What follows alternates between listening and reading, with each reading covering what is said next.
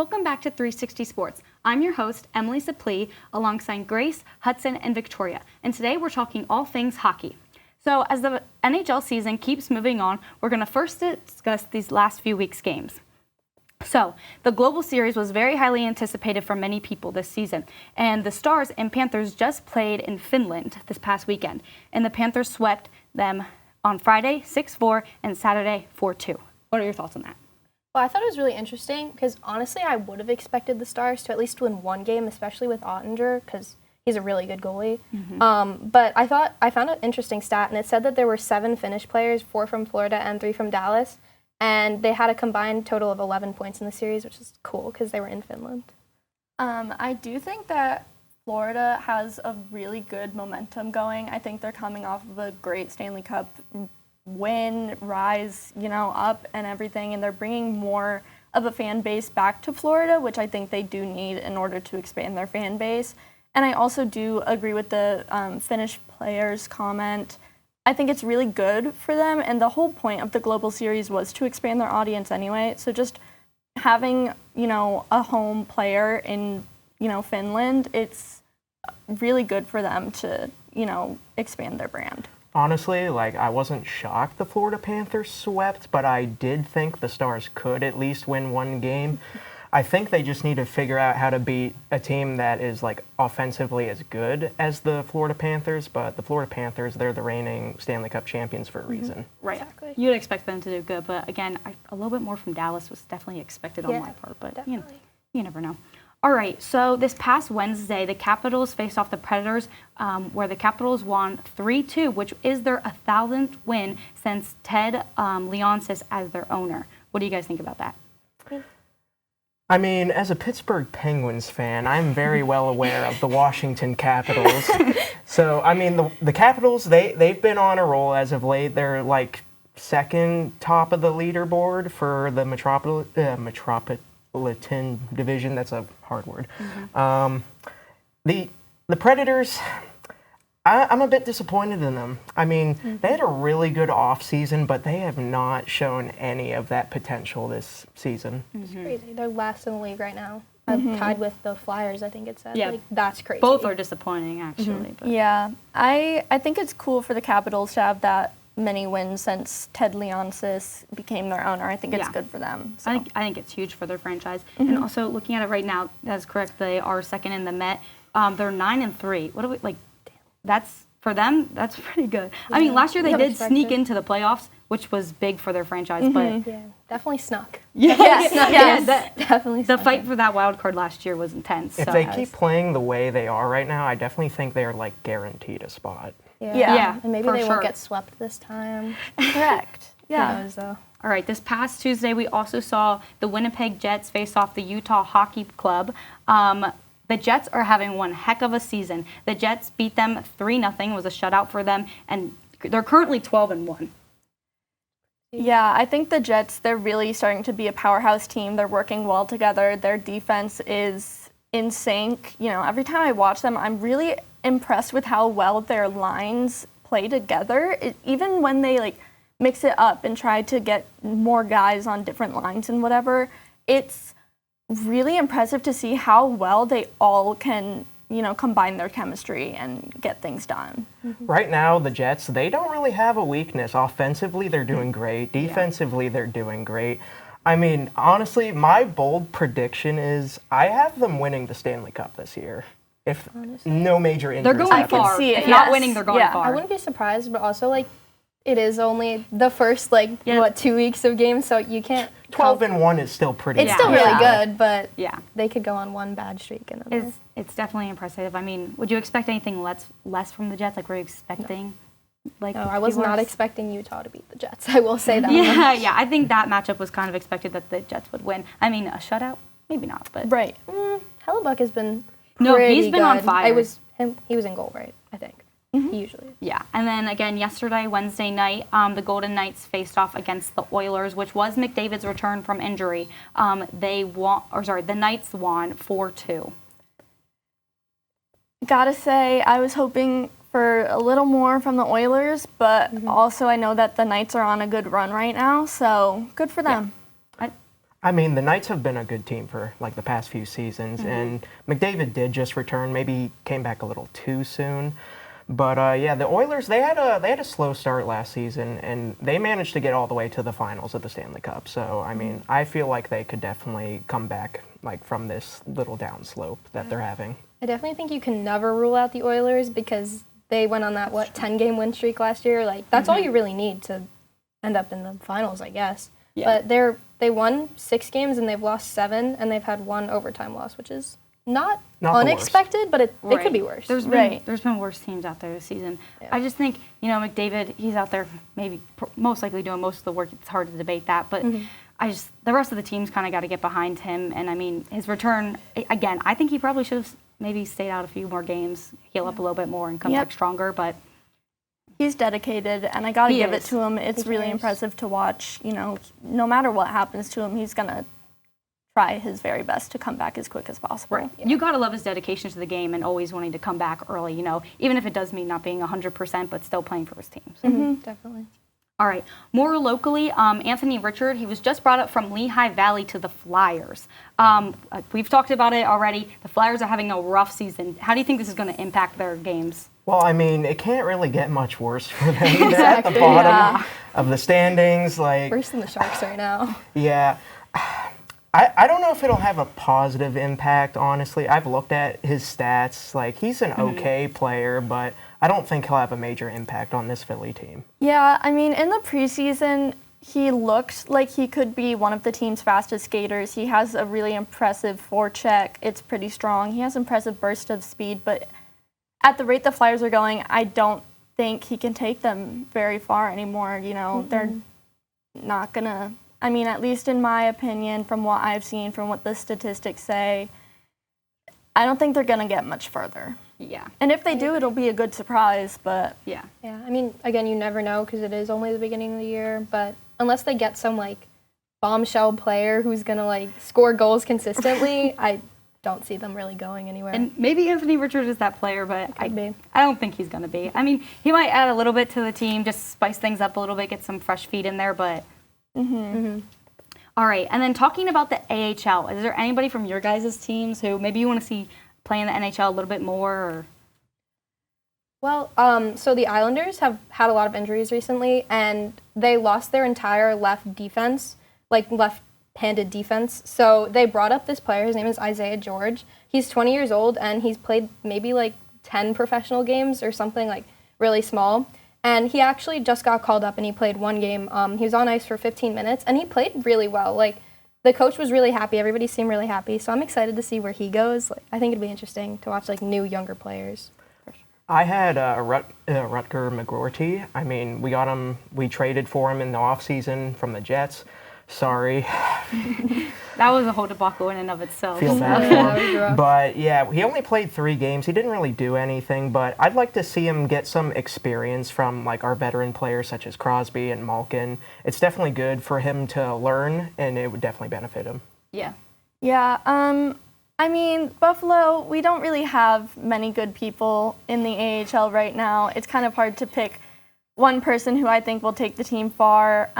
One big name that I personally would like to see is Cale Clegg. I think he had a really good start in the NHL, but then, the teams he played for fell off and he wasn't getting much play time. So I kind of hope that, Buffalo sees that he does have some potential, but, again, it's the Sabres. We're really not sure, so...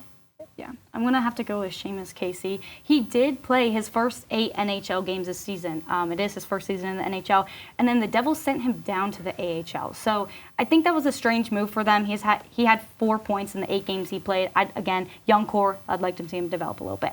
Yeah, he'll be there eventually. Do you think that if they bring him back, he could get the Devils farther? I think it's an option. I think the Devils started off really strong. I think they're starting to fall apart a little bit, which seems to be seems to be their MO. But you never really know with them. So, all right, moving on to Alexander Ovechkin, the 39-year-old from the Washington Capitals. He is nearing Wayne Gretzky's goal record. All right, Gretzky. He has 894 goals, and Ovechkin is currently at 861. Do we think it's a possibility of him to break this record this season? That is 33 goals away for him. Like I said, very familiar with the Capitals. I mean, if he plays every single game, I definitely think it is possible. And with how they're playing, they're definitely going to, like, possibly get into the playoffs. So if they don't do it during the regular season, he's going to get in the playoffs. Yeah. I think that the team knows that OV has really good records for them, and I think they work well together. I also think they're a very supportive team of each other, so if he can do it this season, I think his team's definitely going to make it possible for him. Mm-hmm. And he already has, I think it said 5 games he's had goals in so far, like straight. So I think it is possible, but he also has another year on his contract. Mm-hmm. So if he doesn't do it this year, he'll do it next year, and then if for whatever reason he doesn't do it next year, they might sign him to like a 1-year deal or something, because they're not going to let him not get that. I mean, Gretzky has said it himself. It's not a matter of if, but when he's going to break Yeah. it. Exactly. Yeah, for sure. Whether or not it's going to be this season, we have yet to see. Right. Mm-hmm. All right, let's move on to injuries. The NHL has been facing some insane injuries this season. There has been so many. Every team has caught the injury bug. Connor McDavid, one of the most recent ones, he just came back. He was only out for 3 games, but again, we have already talked about this, maybe back a little bit too early. But what is one player that's been injured that you think when they come back is going to help their team? So for me, I had Matt Barzal. He's on the Islanders, and he is one of the most crucial players for this team. So what happened was he randomly just didn't play in the Buffalo game, and everybody was kind of like, what is happening? Like, why is he out? And they said it was an upper body injury, and now they're saying he's out 4 to 6 weeks, which is not good because he's one of the fastest skaters in the NHL, and he's the fastest skater on the team, and he's really good at, like, rushing. So it's been really inconvenient to not have him. Luckily, the Islanders have won 2 of their last 3 games since he's been out, but I think he will play a really big part in getting them farther if they end up staying as good as they are without him. They aren't very good. So for me, I went with Logan Couture from the San Jose Sharks. He's been on the team since 2009, and while the Sharks aren't doing the best, he could probably bring some life back into this team. He's a veteran. And now that Macklin Celebrini is back in the lineup, he could potentially pass down some knowledge to the rookie, and having a good veteran player on the ice with him would be great for him throughout the season. Yeah, the Sharks are really going to need all the help they can get if they want to turn their season around. Yeah. So my pick was Austin Matthews. I mean, he is certainly legendary. I mean, he's going to be remembered for a really long time. So far this season, I don't know if I'm impressed or not impressed.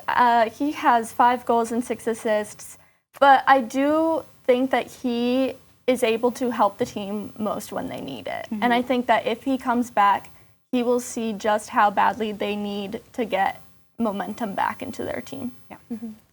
Yeah, he's definitely a key player for the Leafs. I did see, is Austin Matthews, he is planned to return soon, correct? Yeah, he was only believe so. day-to-day. Yeah. He shouldn't be out for too long. So I guess the Leafs are playing tonight, correct? Yes. So I think we might see him playing tonight. If not tonight, in the next game or 2, for sure. My player is going to have to be Vince Dunn from the Seattle Kraken. He's only played 4 games this season, and he is a key player for them.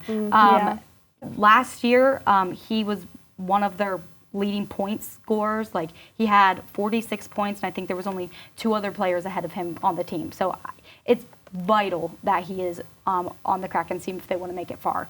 I hope that he's going to be back soon. I know he is on long-term IR, so you never really know when that's going to be back. But the Kraken are currently 5-8-1, so they need him. They need him. I think that he would be able to bring a lot of life back into them. For sure. I also think that he's able to give advice to newer players or people who aren't used to their type of chemistry. So I think I agree. Yeah. And I think the Kraken are definitely, they're not a great team, but they're a lot of fun to watch, I will say. I love their goalie. I love just what the team has done with the organization. So, and I know that Vince Dunn has always been a key player. I don't think they named him any, like, an assistant or anything, but No, he is not. I think eventually he will be, because he's been on the team since the start. Like, he's a really important player for this team. Yeah. All right. Along with injuries, there have been a few disappointing teams this season. Can we claim this to injuries? I'm not really sure. But let's see what you guys think. Who are some of the teams that need some improvement? Okay, so my team that I said needs a lot of improvement is the New York Islanders, because they're my favorite team, if you couldn't tell. But unfortunately, they have been playing some really rough hockey recently. We've won before, but it's just been really rough wins. Like, it hasn't been good wins. We blow a lot of leads. They're just not good. But I can also say that we can equate it to injury, because they just lost, I think 6 guys are out. They lost Adam Pelech, Matt Barzal, Anthony Duclair, who was supposed to be really big for this team. They lost Alexander Romanov and Mike Riley, so their entire left side of defense is all out. So they had to call up a bunch of guys from the AHL. So it's been a little rough for them, but I do have hope that they will get better eventually, especially Patrick Waugh has been doing good. So I think if they get better, they should make it into the playoffs again, but right now it's not looking good, unfortunately. Yeah, for sure. The Islanders, they have the injuries, which was the problem with the Devils last year, but you got to find a way around that, because at the end of the day, they can become an excuse for a few weeks, but if the injuries are going to be a long-term thing, it can't be an excuse anymore. So I definitely think the injuries has to do a lot with how the Islanders' season's going. Yeah. And they have had a few rough wins. And speaking of that, one of their rough wins they had this week was my pick, the Pittsburgh Penguins. Good game. What has happened since they won the Stanley Cup 2 years in a row? I don't even know where to begin. Actually, I do. Mike Sullivan.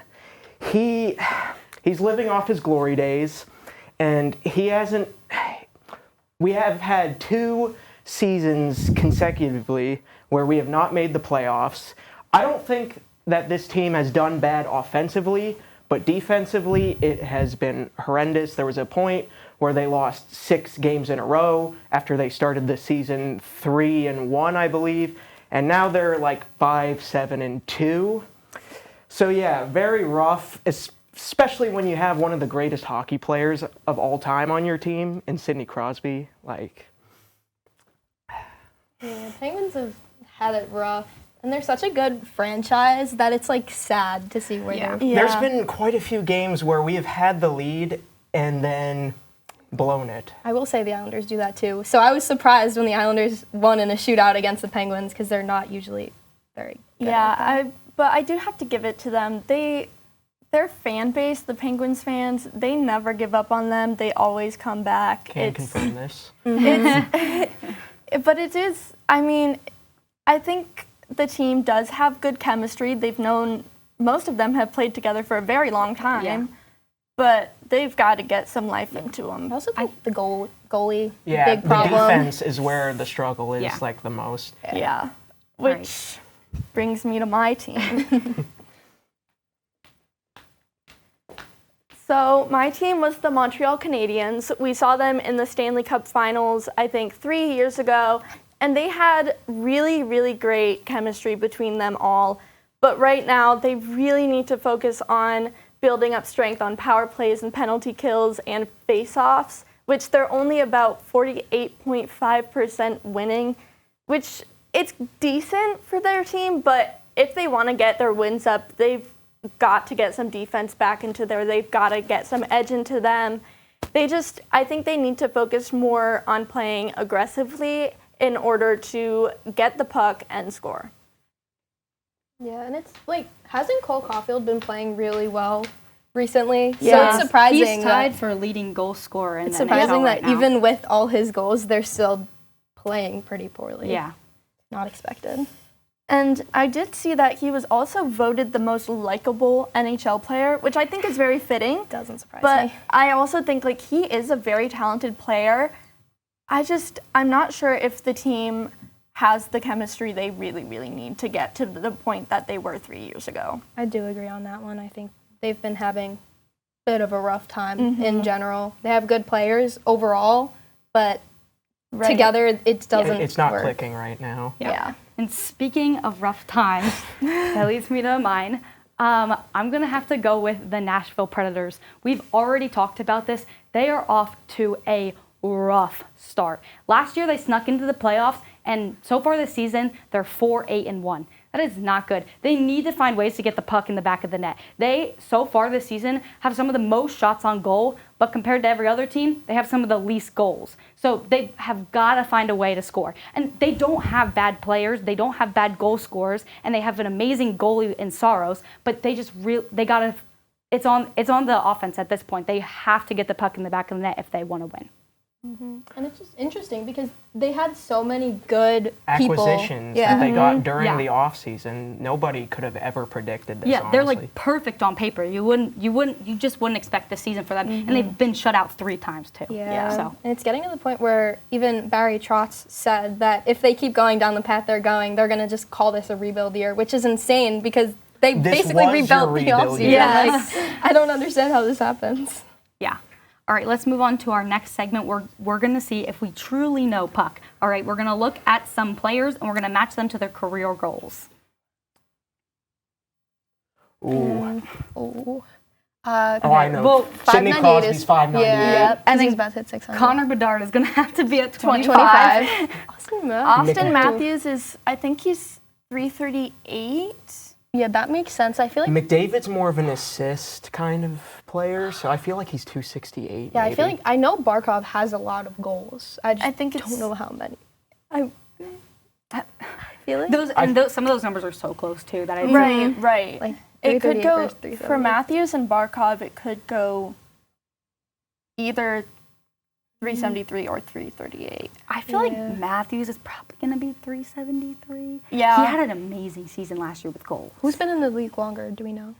It's probably close. Probably really close. I feel like Matthews was probably in.